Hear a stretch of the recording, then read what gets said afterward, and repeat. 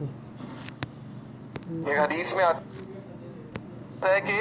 अल्लाह ताला क़यामत वाले दिन उस शख्स की तरफ देखेंगे भी नहीं, चाहे उसकी जितनी मर्जी इबादत है, जिसकी जुबान के डर से लोग उससे मिलना छोड़ दें।